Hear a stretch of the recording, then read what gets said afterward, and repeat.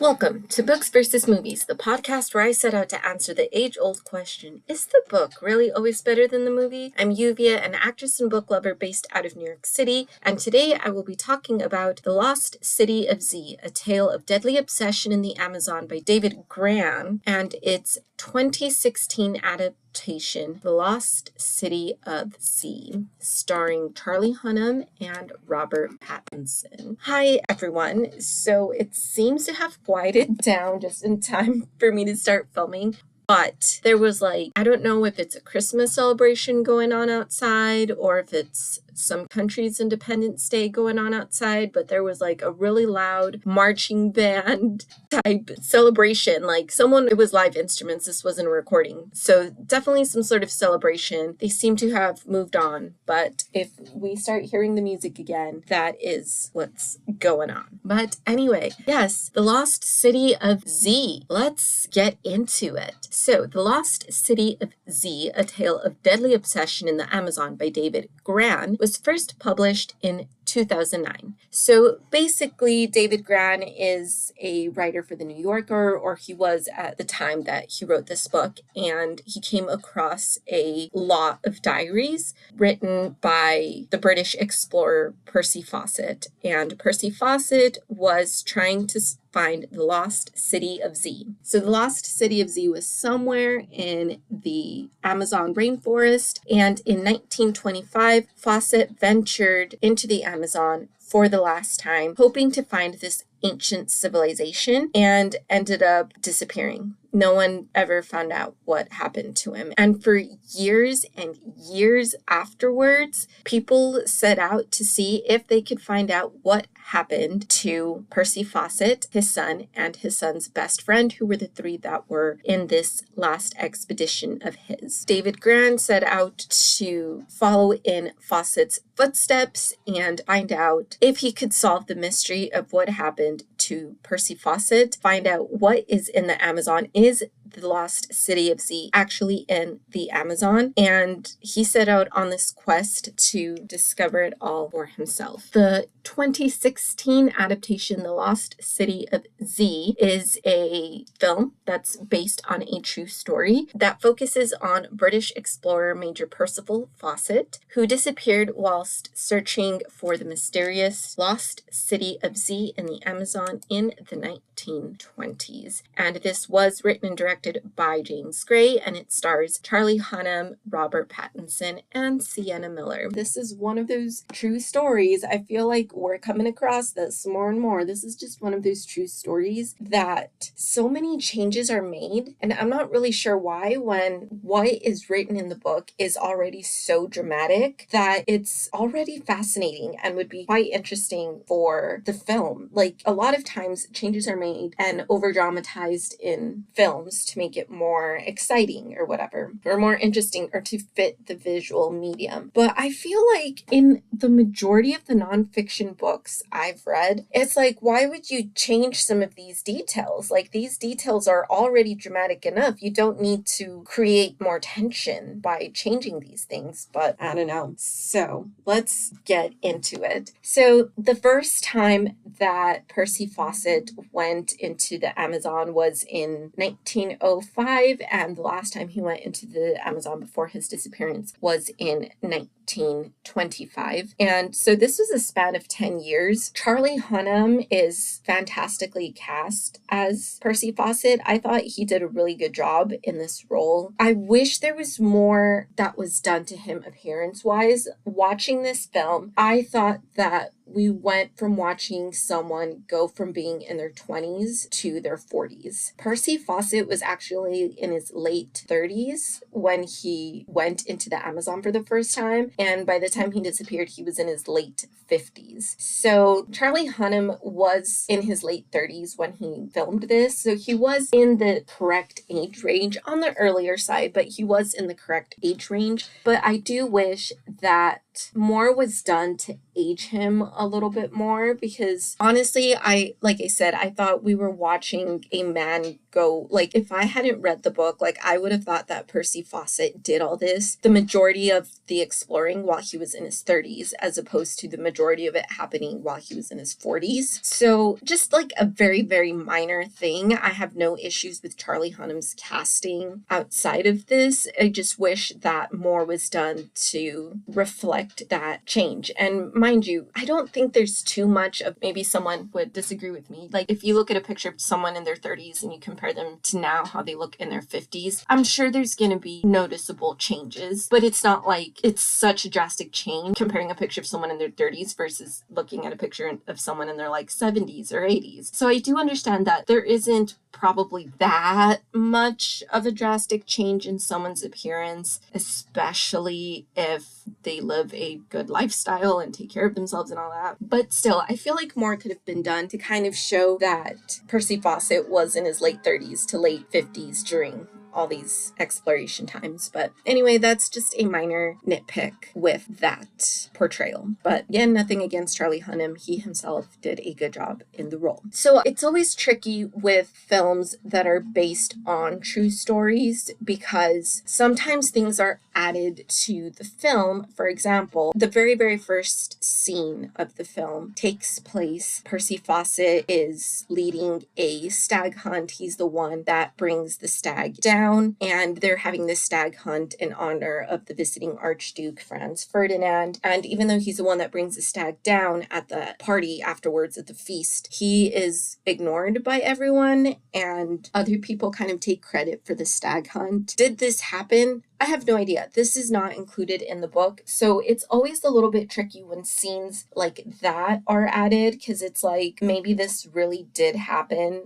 This was something historically that did happen, but it wasn't in the book, because in this instance, like, that was not any pertinent information that would have added to the book, because it exclusively focused on Percy Fawcett's different trips into the Amazon. So like, adding this information, it wouldn't have really added anything. And honestly, I'm not really sure that it added anything to the film. The main focus of the film is also the expeditions. So I don't know if this was just written as like exposition so we could get introduced to Percy Fawcett. I mean, that's more than likely why it was included, so we can get an introduction into Percy Fawcett before he's sent into the Amazon. So the reason he's sent into the Amazon is because he was in the military, and one of his jobs in the military, he was a land surveyor, and he was really, really good at it. And so he was initially sent into the Amazon to survey the border between Bolivia and Brazil. So the two countries were having a dispute about, like, this is where Brazil begins and Bolivia ends, and they were having a border dispute. And so the two countries reached out to a neutral party, so in this case, England, to survey the land and determine the borders. And that way there wouldn't be like a Brazilian surveyor that adds more land, that technically, whatever our made up construct of borders are, essentially to say that. So he was in the military, and he was initially sent out as, I guess you could kind of say it was part of his like military duty to do that. But other than that, like, it didn't really add anything to the film. I didn't think so, at least, other than to serve as our introduction. And that's fine if that was the easiest way to introduce us to this character and introduce us to the idea that he's in the military and he was known for his surveying, blah, blah, blah. But in terms of like having the people ignore him and all of that, I don't know. I'm speculating. Maybe this is to show that he was never taken seriously. This was definitely some added drama that they added to the film, because in the book, he didn't really have that issue. Like, he was very respected and taken seriously in reality. So yeah, I think that's why this was added to the film, to kind of just show like, oh, he wasn't taken seriously. And this is kind of foreshadowing to how much he struggles to get funding for his Amazon trips, when in reality that was not the case. I mean, he did struggle for funding, but it was not against him personally. It's the usual kind of struggles that anyone that needs funding for anything struggles with, and it's just lack of money and needing to fundraise and all of that. But he himself was highly respected, and he did not face any issues because people didn't want to fund him personally. So yeah, But otherwise, I don't know if that scene was based on any historical truths, as I said, and it's always tricky with stories that are based on reality, because it's like, was this based on anything? And I mean, I guess I could look it up myself, but I'm doing books versus movies, so I compare everything based on just on the content of the book itself and the content of the film itself. So I do want to give those disclaimers always, that like, if things are added to films that are based on real people, real events, sometimes I don't know if things were added and they actually happened, but they just weren't included in the book for whatever reason, or if they're just being added to be added. So yeah, just a disclaimer, like maybe this actually did happen, but I'm basing this just exclusively on the content of the book. Anyway, Corporal Henry Costin is introduced in the film at this point, shortly before Percy Fawcett goes into the Amazon for the first time to do the surveying. Henry Costin goes with him to assist with the surveying. So Henry Costin is the one that joined Percy Fawcett on most of his expeditions to the Amazon, but he did not join him in this initial surveying expedition, and he also didn't go with him on his first few trips into the Amazon. He ended up joining him around 1910, and he did most of the 1910s explorations with Fawcett. He ended up stopping at the start of World War I. Both Costin and Fawcett put their expedition on hold to join the frontline fighting. And after the war was over, at that point, Costin got married and started a family. So he decided to prioritize his family life and not join Percy Fawcett anymore in his expeditions. But from 1910 up until the start of World War I, all of those expeditions that were done in between those years, he was the one that joined Fawcett the most. So he was a very important person for the expeditions, and he is the one that did the majority of them. But the film does show him joining immediately, and ended up joining about 5 years after Fawcett initially went to the Amazon and after his first few expeditions. So in the film, they're doing the surveying work, and then their native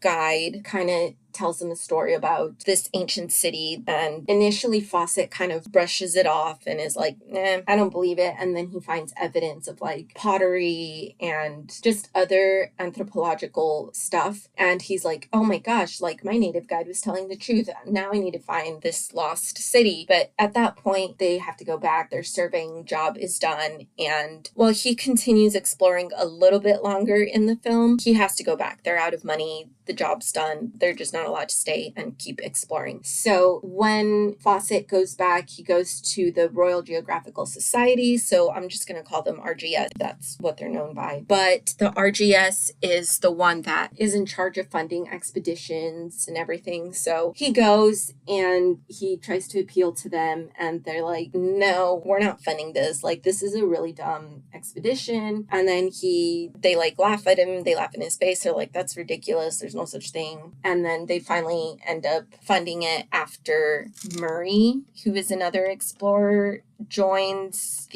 Murray agrees to back the Amazon expedition, and then that's kind of when the RGS is like, okay, fine. If you have Murray's approval, then we will also provide some funding for you. So Murray did join on one of the trips to the Amazon, but the film definitely makes it seem like Percy got back from surveying, and then immediately he's not able to get funding. Murray's the one that says, I'll fund it, and then Murray joins him on his expedition. So as I said, Fawcett didn't really have that much trouble securing funding for his expeditions. So it wasn't until later that Murray was like, I want to join this expedition with you. And the RGS was like, this time around, we do want you to take Murray with you. Murray was known more so for exploring the Arctic and discovering a lot of things in the Arctic. Discovering is in quotations. But yeah, so Murray was known more of an Arctic explorer. So he thought, like, I can do the Arctic. The Amazon is like, going to be a piece of cake. And he was severely wrong. The Arctic, yes, is very, very cold, but that's pretty much the only thing that you got to worry about in the Amazon. You got to worry about a lot of things, a lot. And I will get into that because that is one of the things that terrified me about reading this book.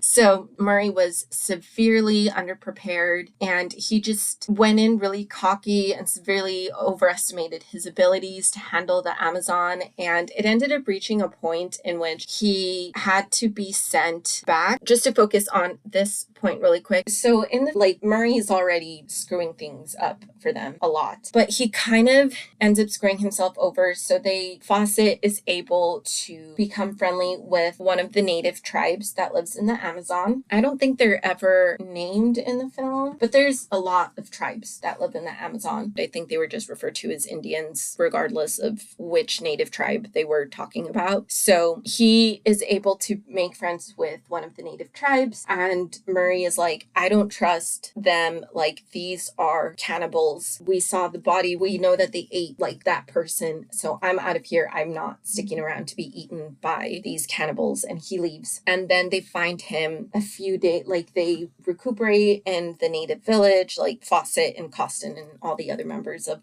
this expedition. They recuperate in the village, and then they head out, and then they find Murray in the Amazon injured. And it's one of those things where, like, if he doesn't get medical treatment right away, it's just going to get worse, and he's going to get blood poisoning and die. And so Fawcett is like, I'm not quitting this expedition because this guy's an idiot. So we'll send him off on his own. So they give Murray their last pack animal and say, head back and get medical attention. And then Murray ends up screwing the rest of the expedition by pouring paraffin all over all like their supplies and stuff. So they have to end the expedition right there because they have no supplies, they have no rations, they have nothing because Murray screwed them over. So this does not happen in the book. Like, in all that happens in the book, or what happened in reality, is that Murray, again, did severely overestimate his ability to survive in the Amazon, and he screwed up. Like, at one point, he just felt like his pack was so heavy and that he was slowing everyone down because his pack was so heavy that he threw all, like, his stuff away, essentially. He threw away, like, all his extra change of clothes, his hammock, and everyone on the expedition was like, don't do that. Like, that stuff you need. And he's like, no, I don't need this stuff. We'll travel a lot faster because I'll be traveling lighter, and I'll be fine.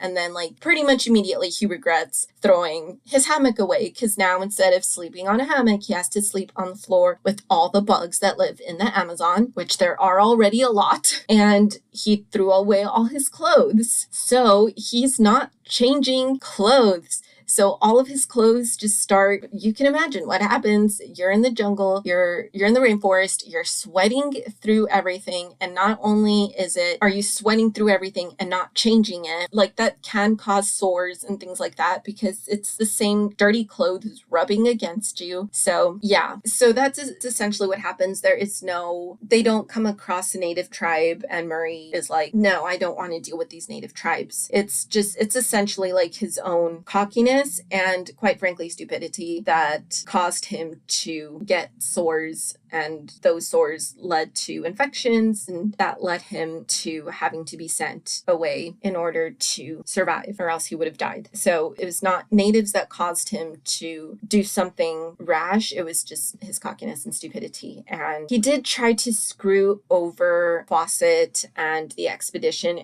He didn't pour paraffin wax like he does in the film. In reality, he didn't do that. He left and got better, and he did try to screw Fawcett over eventually by saying, like, this man left me in the jungle to die and blah blah blah. But Fawcett was never punished for it. His accusations never went anywhere, and so eventually he just went back to exploring the Arctic and eventually disappeared and was never seen again on one of his Arctic expeditions. And just a really clarifying thing, because this was a detail that was mentioned in the book, there were native tribes that did partake in cannibalism, but they partook in cannibalism for ritual purposes. This wasn't like they just killed people, and, like, they were not violent, is what I'm trying to say. They were not like violent savages that were out killing any person, any stranger, and just killing them and eating them. These were consenting? Yeah, consenting's the right word. Consenting ritualistic cannibalism rituals within the tribe itself. So just wanted to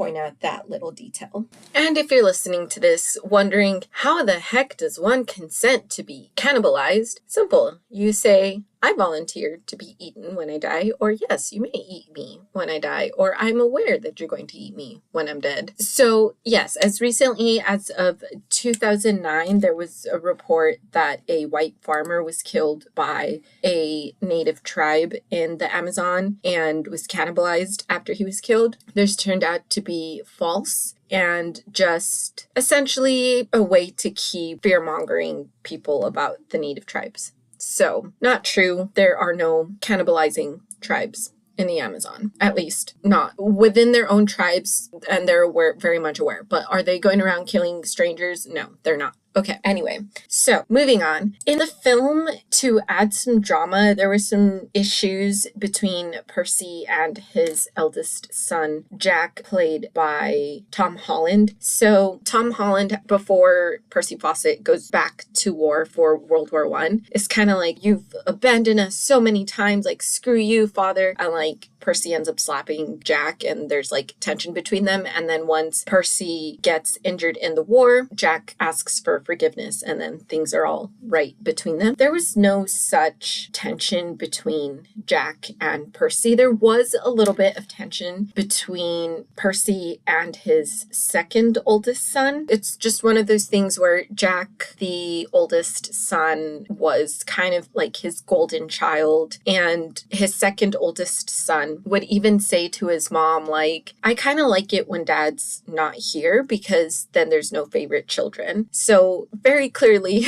Jack was his father's favorite, his golden child, so much so that his second eldest son just felt that tension of like, I'm very clearly not my father's favorite, so I kind of like when he's not here. So there was tension between one of his sons. It wasn't Jack, but I guess cinematically, it probably made more sense for Jack to have the most tension with his father, just because we don't get a lot of screen time between Fawcett and his children. The most screen time is between Fawcett and Jack, and that's because Jack is the oldest. There still isn't that much screen time, but in the film we see Jack as an only child for a few years, and then Fawcett goes to the Amazon, returns, and his second son is born. So there was like a few years in which Jack was an only child. So that's probably why they made that change for the film. Again, if I had to make a guess, it makes more sense to have the tension be between Jack and his father, just because there's been more screen time between the two of them, simply because Jack is the oldest. And the other two, it's kind of like, oh, your son is born, go back to the Amazon, and then come back. Oh, your daughter's born, go back. And the kids are a little bit older each time. So it's probably just a lot easier to have the oldest one notice how much their father's gone.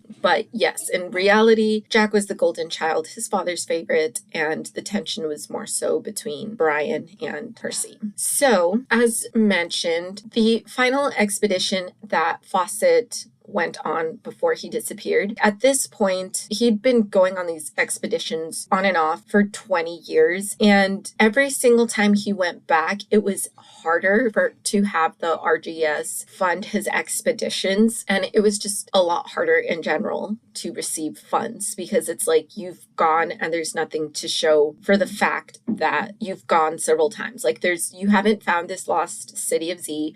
Like at this point, I'm not too sure this place exists.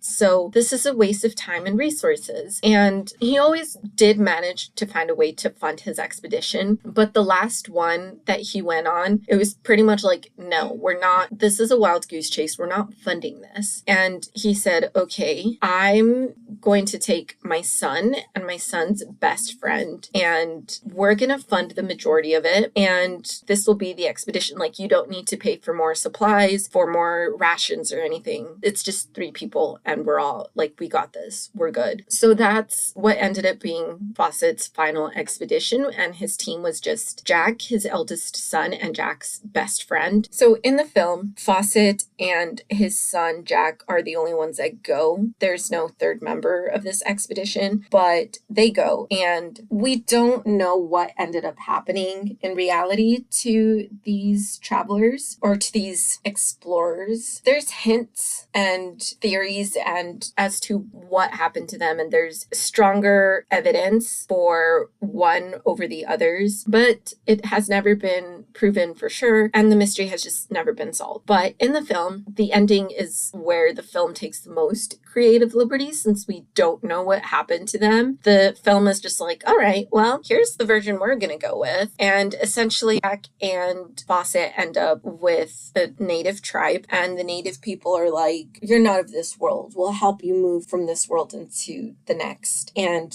they're drugged in a ceremony and carried away, and we don't see what happens to them. Before they leave on this expedition though, Fawcett, like to the head of the RGS, is like, when I find the lost city of Z, I will mail this compass back to you so you know that I found it and that it exists. So they're drugged and they're carried away somewhere, and then we flash forward a few years in which Nina is asking for the RGS to send a team to find Fawcett, and at this time they're like, we've sent a lot of people to go find him, we've never found him, this is also a waste of time and resources, like he's dead, like I don't know what to tell you. And Nina at that point is like, but this compass arrived in the mail, and it's the compass that Fawcett said he was gonna send to prove that he found the lost city. But at this point they're kind of just like, no, sorry, there's nothing we can do about it. And the film ends with Nina walking away, and then she's still in the RGS building, but they do this shot in which she turns a corner, and like in the reflection of the mirror of the building, you can see the Amazon, and she walks into the Amazon, kind of suggesting that she went into the Amazon to look for him. And that's how the film ends. That is not what happened, or more than likely,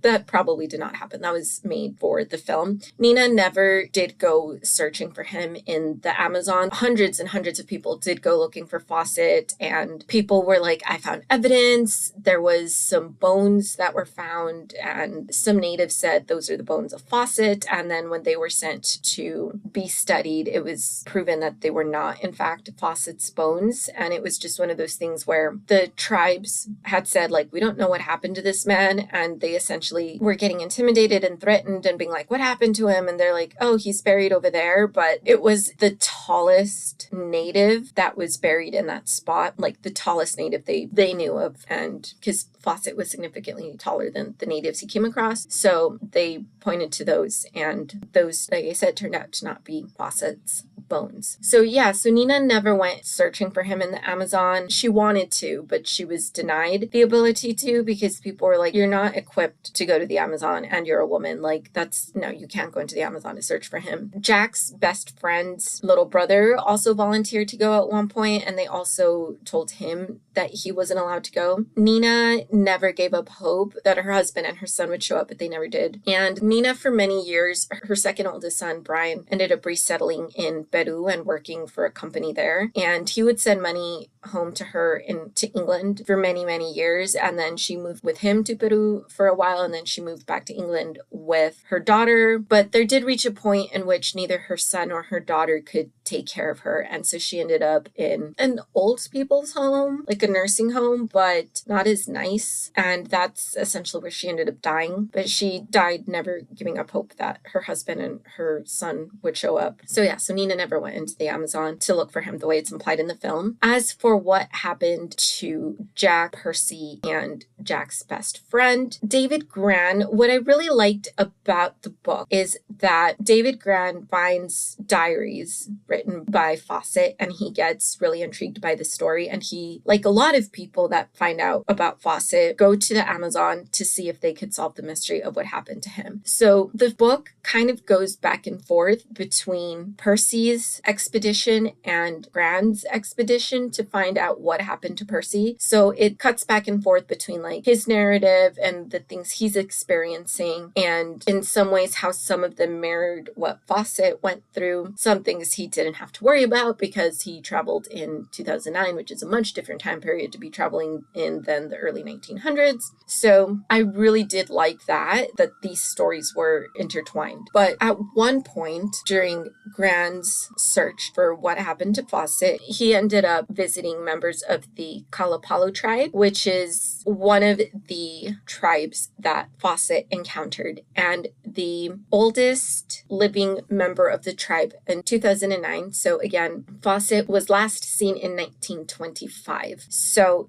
the oldest living tribe member, when David Grann went to do this expedition, she had been alive when Fawcett visited for the last time. And she said they feasted with us, they recuperated, and then they walked into the Amazon rainforest and we never saw them again. They never returned. So that was her account. But oral history, the Kalapalos are known for their oral histories, and the oral history of what happened to Fawcett and Jack's friend was passed down from generation to generation on top of the oldest living Kalapalo woman, her testimony. This oral history had been passed down and it never changed, regardless of who they interviewed. And this was just like a story that was passed down and the details never changed. Like, it stayed pretty consistent. So it's safe to say that this wasn't made up or that it's not reliable. So the oral history is that, again, it matches what the woman said. Fawcett and the other two men stayed in the Kalapalo village for a few days. And eventually the Kalapalo said, listen, you cannot go any further. There are fierce natives deeper into the Amazon. Like, we don't even mess with them. We interact with them as little as possible. And if we do have to interact with them, like, there's a whole thing that we got to do. Like,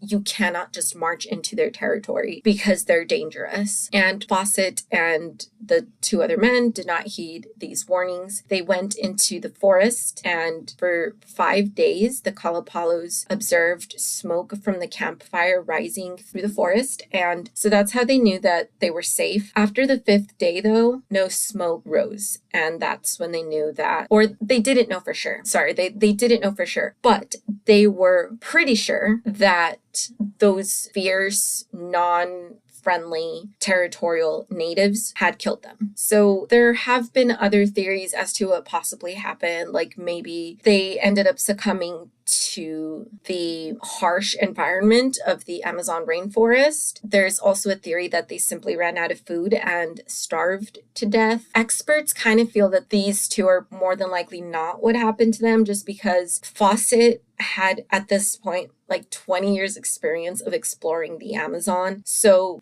for him to not know how to survive is just very improbable. Same thing with like the probability of them running out of food just didn't seem plausible. Again, because Fawcett had explored this area so many times, he knew how to ration appropriately to make the food last and they could stay as long as possible. Those are still theories. They're kind of more dismissed, not as widely accepted as the theory that they were killed by a particular tribe. That seems the most widely accepted, and most experts kind of seem to think that this is the most likely scenario. Just how all the other theories don't really make sense with Fawcett's experience. And I mean, the fact that the Kalapalo natives saw smoke for 5 days, like, you wouldn't starve to death in 5 days. You could run out of water, I guess, in 5 days. They could have gotten dehydrated, but they really seem to think that they met their demise at the hands of a more non-friendly, violent tribe. And that seems to be the most accepted theory. So them getting drugged and carried away is definitely not on anyone's radar. That was definitely full creative liberty taken by the film. So yeah, the book also points out that it's very, very possible that Fawcett actually stumbled across Z and he never even realized it. So the lost city of Z is also known as El Dorado. I think we all have an image when I say El Dorado, or you're searching for like ruins. Most people, and I think Fawcett included, have this image in their mind of what these ruins should look like. Whether it be Machu Picchu, that was quote unquote, again in quotations, discovered around the same time that Fawcett was searching for the lost city of Z. So we have like these ruins. We have the ruins of the Aztec pyramids and the Mayan pyramids. So those are very like tangible, kind of impressive impressive evidence and structures that's kind of just like these massive, impressive structures that's like concrete proof that this place once existed. So during Grann's trek into the Amazon to figure out what happened to Fawcett, he came upon Michael Heckenberger, who is an archaeologist. And Heckenberger was another one that was like fascinated by Fawcett and was like, well, I want to see if there's some truth to the fact that Z did exist, that El Dorado did exist. So Michael Heckenberger did show Grann the excavations at his site that is quite possibly Fawcett's lost city of Z. So there were ruins, but they're not the ruins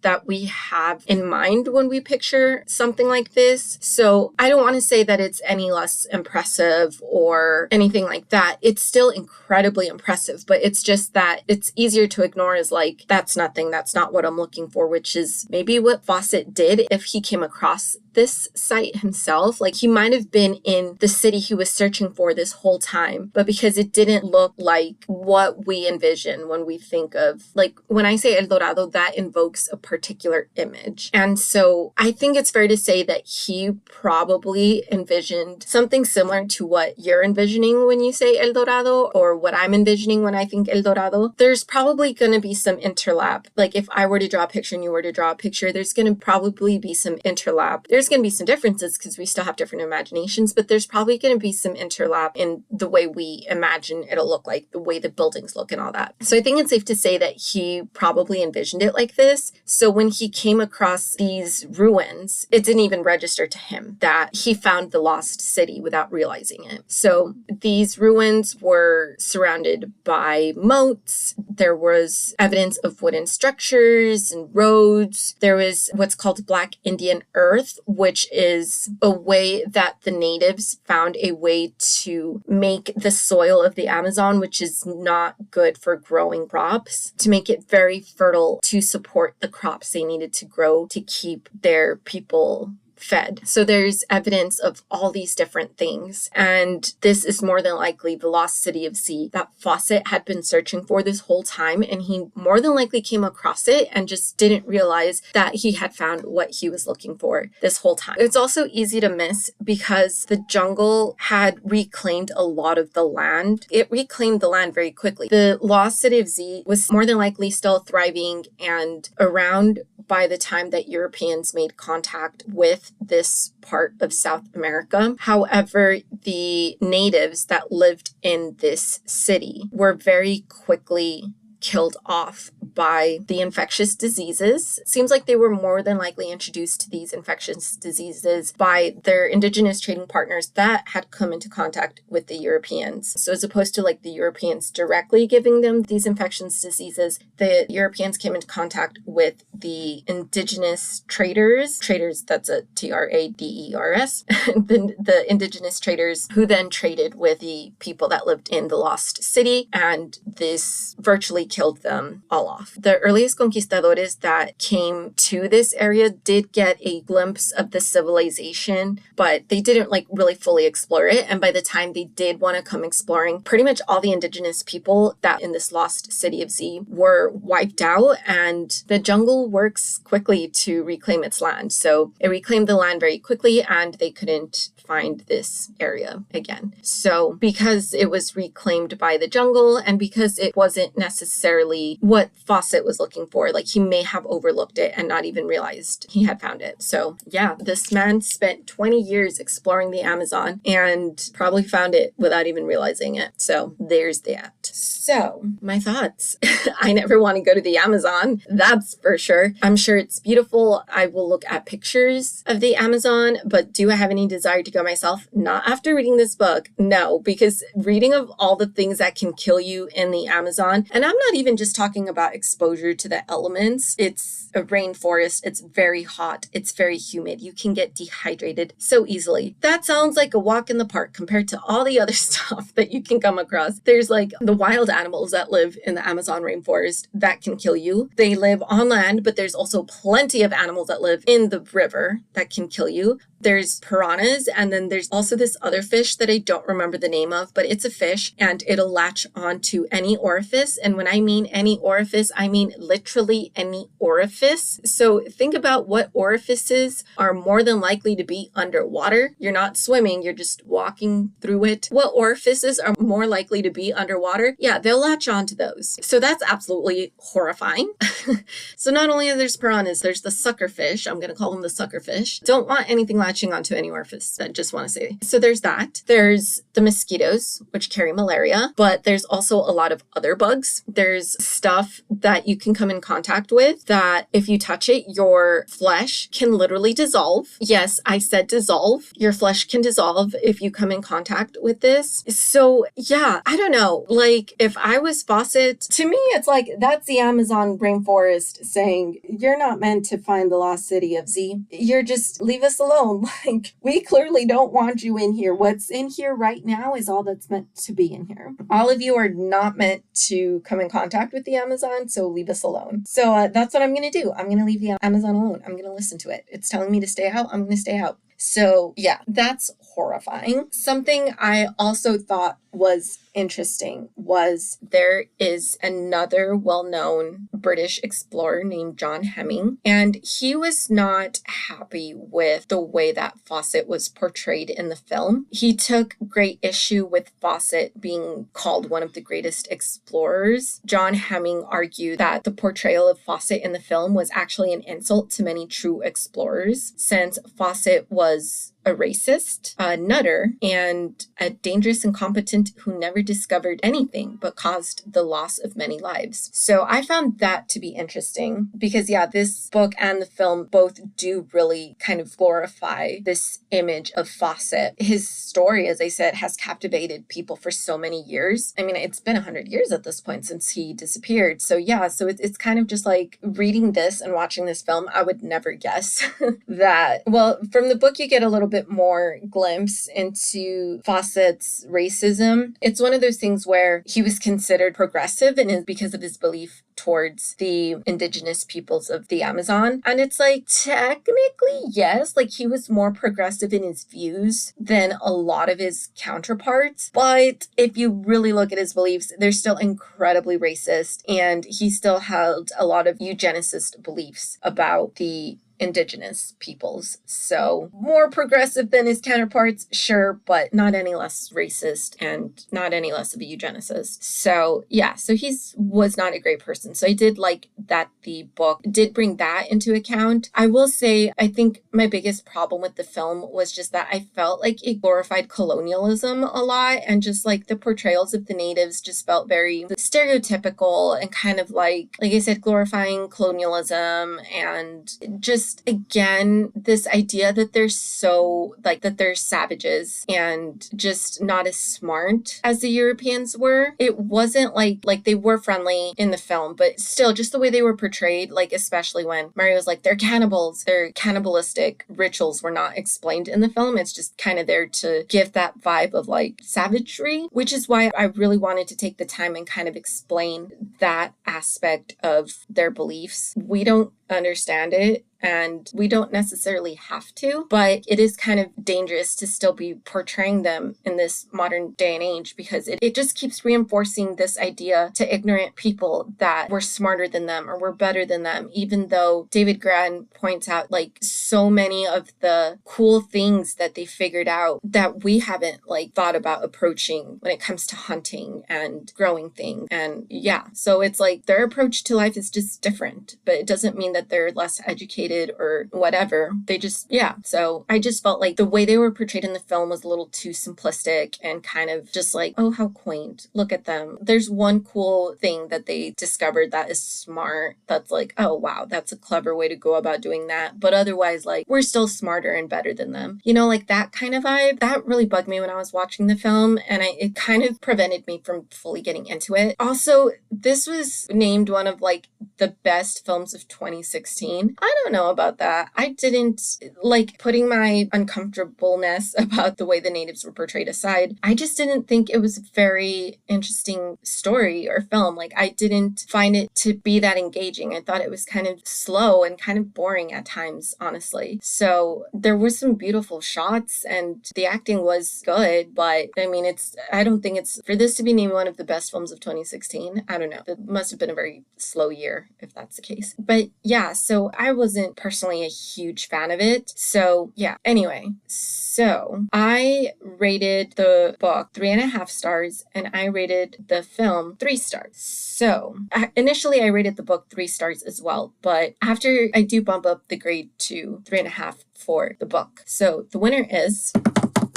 the book. Yes, The Lost City of Z, the book, is definitely the winner in this situation. I was a lot more engaged in the story. I thought it was really interesting how David Grann really interwove his exploration and Fawcett's exploration. Usually, like I've said it before, I'm kind of just like, I don't really care about this side story, stick to the main story. But in this book, the way it was written, both stories, since they were interwoven, became one big story. So it didn't bother me when we cut to David Grann's chapters, the way it sometimes bothers me when that happens. So, and I liked how some moments of his expedition mirrored Fawcett's expedition. And yeah, I just thought it was a lot more interesting. It was a lot more descriptive about the Amazon, which makes sense. You can't really describe everything that can kill you in the film because that's not the point.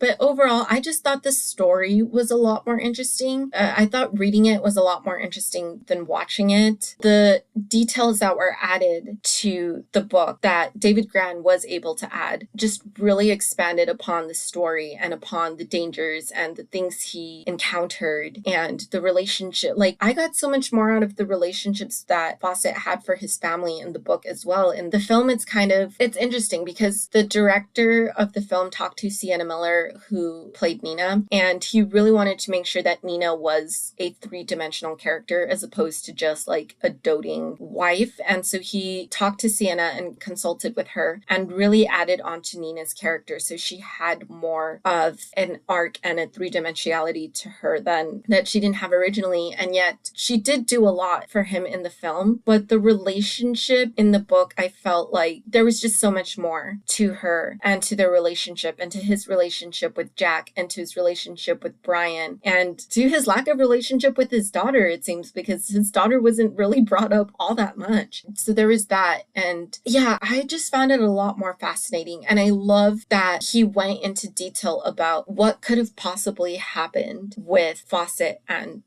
the team and the more widely accepted theory as to what happened to him. I just found that really interesting. I thought it was just so much more fascinating. And to find out that there more than likely is a lost city of Z, and how frustrating would it have been to like for Fawcett to know that he found it and he didn't know. So yeah, I highly, highly, highly recommend the book. I don't know, if you're like a film buff and you're interested in checking out one of the top films of 2016, by all means, check it out. I would say it's okay to skip it and just read the book. But that is it for this episode of Books versus Movies. If you like what you heard, please leave it a rating and a review and tell your friends all about it. Help me grow this little community of mine. And I can tell you that there will be another episode next week in which I will be talking about Monster by Naoki Urasawa and its anime adaptation Monster. See you next time. Bye.